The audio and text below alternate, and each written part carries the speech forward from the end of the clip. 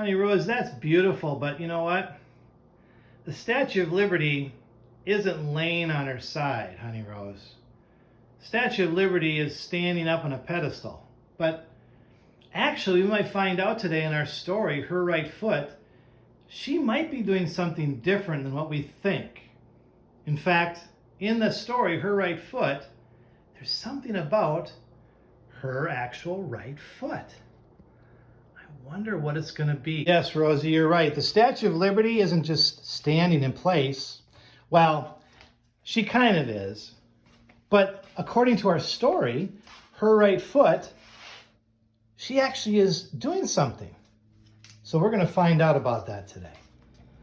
You can see the students in my class continued with their notes. In fact, we started on the back side of our note page yesterday because we just ran out of room. And using this idea of post-it notes, for those that wanted to do that strategy, is fairly quick to fill up with information. And so today we can actually take some of those notes and move them because they actually fit better on a timeline than they do with interesting facts or important facts. Now, you remember Mr. Van Horn yesterday was showing his timeline, and his organization was in a notebook with all the dates down the left side, and then putting the events or the important things that happened, and then he kind of numbered. He put a numbering system over on the left side. What was the first? What was the second? This happened next, then this, and he followed that order as he put it into a timeline. You actually have a lot of different timelines, options that you can use. Inside this packet that was in your materials, the sequential order, this packet has a number of timelines that you could put together. And if you use this post-it note idea, you actually then could just transfer some of this information from here onto the timeline. Anything that has a date is fair game. When you think about it, Bartholdi completed the statue in 1885. That's a note that's better off in the timeline. So I'm going to place it over there. This note that we took yesterday, the kids in my class, the statue was put together in France. Remember, they put it together there first, and then they put it together in New York. That's a timeline item. Anything that you see a year on, we're going to move over to the timeline, and then we'll start to put them in order. I see this one also has a date on it. So that starts to free up a lot more space on here that I can put some more important or interesting facts, because I've now shifted some of the timeline notes that I took onto here. So then it just comes down to putting them in the correct order. What's the oldest note that I have on here to the most recent? Well, I see in 1875 looks like the oldest date that I have compared to these ones there, 1880s. This one is also in 1880. So this is the oldest note that I have. Plus, it makes sense that construction began on the statue in 1875. So I'm just going to place that right on the timeline. Then I'm down to three post-it notes. And looking at the years, I see that this is the most recent, 86, 85, going backwards here, 84. So now I could place the statue was put together in France in 1884. So I'm following that timeline from left to right, like you would read in a book, from a start to a finish. 1885, that's when Bartholdi and that huge crew of men finished the statue, completed it. And then it was dedicated, like a ceremony, saying, yes, we're finished.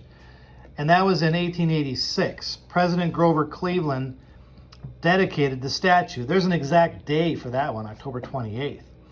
And you see there's still more that I could put on this timeline. So there's another strategy for you if you're working with your timelines coming from your notes, that maybe some of the stuff you put yesterday is actually better. It's not so much for interesting and important facts. It's better off putting them over here with the timeline. so that it gives you more room to maybe find some more interesting facts, which is what we're going to do today.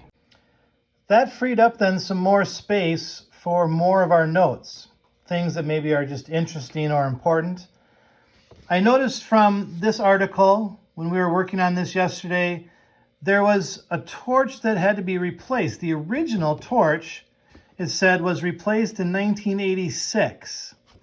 So I put that here on this post-it note, the torch. Her torch had to be replaced in 1986. It failed and there had to be a completely new torch made. I also put the fact that the statue is 305 feet tall. We got that out of our book the other day, and other pieces of information we've looked at too. The statue is 300 feet tall. That includes the pedestal, the base of it. This was interesting. If she were to be wearing a shoe, you know, you wear a size 8 or a 6 or a 3 or a 4, your parents wear a size 10. Think about the sizes of shoes. They're usually like 10, 12, 14, 18 at the biggest, right? Hard to find shoes bigger than that. She would wear a size 879 shoe. That's how large her foot is. Also, this interesting fact here about the statue turning green. That came from our story as well. That the Statue of Liberty, in fact, was brown for about 35 years. Remember, it was wrapped in copper, and that copper eventually turned green. The statue turned green around, not exactly, but around 1920. And has been that color ever since. Perhaps you already knew this. So we get information from our readings and from our articles, and there's another important fact or interesting fact. Now, I like this one actually to be put over on the timeline because her torch was replaced in 1986. That's a good one for me to include over here. So that frees up a little more space in my notes.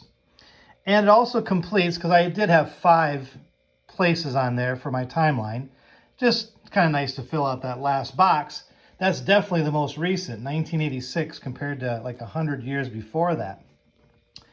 So that frees up another possible note space. There was also a year here where the statue turned green around 1920. I could have used that on the timeline as well. It would have been before this one. But I'm going to include it in here. It's kind of more of an interesting fact than it is something that's kind of in a timeline, I guess. But you could put that over in the timeline as well. So yesterday we made a prediction. We looked at this page here, kind of in the middle of the story, where this boy was pointing up at the back of the right foot of the Statue of Liberty.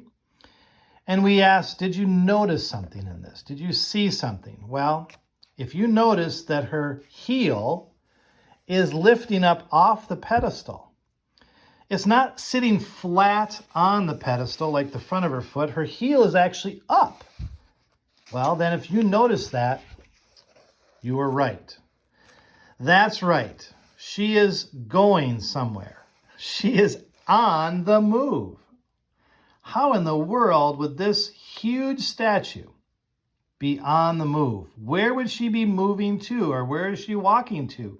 Where could she possibly be going?